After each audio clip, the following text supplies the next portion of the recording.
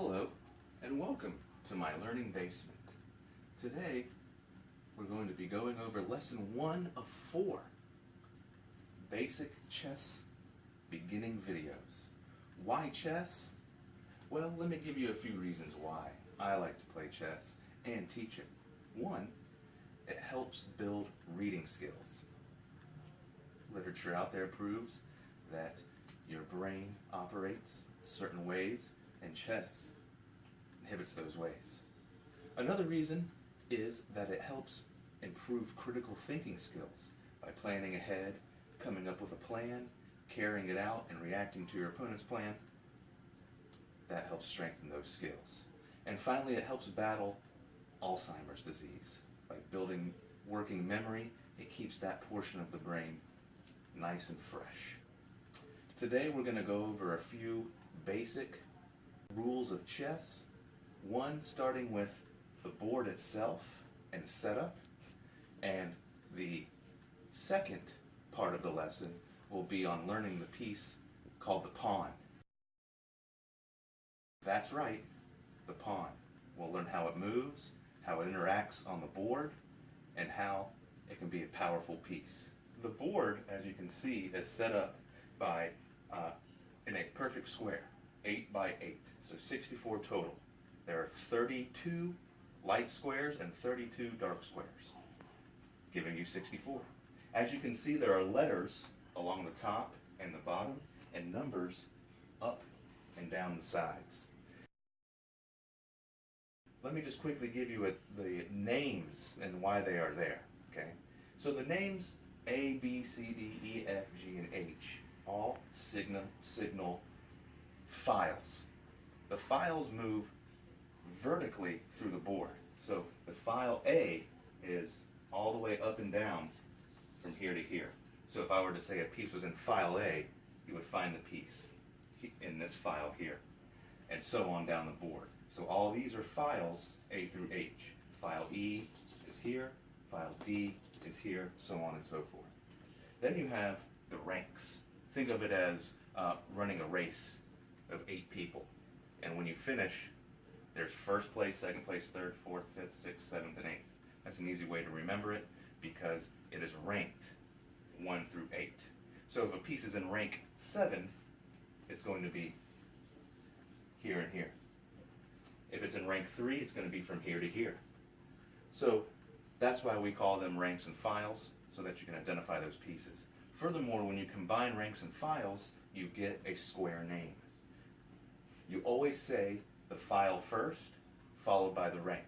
For instance, if I were to place a piece on square E5, that would be E, follow it down to where it intersects with 5, E5.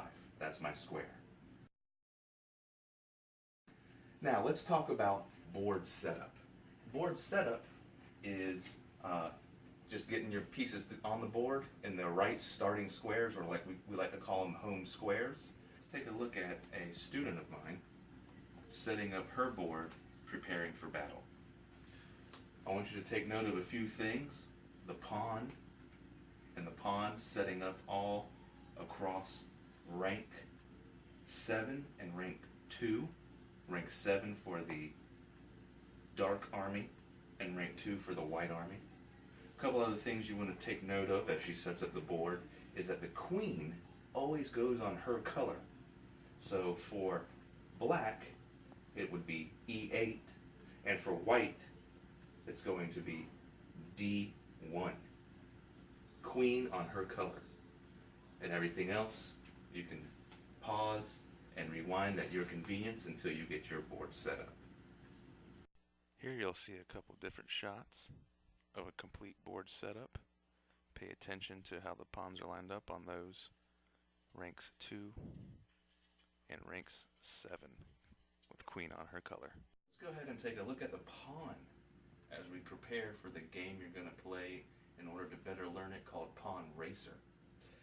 The pawn has 3 legal moves.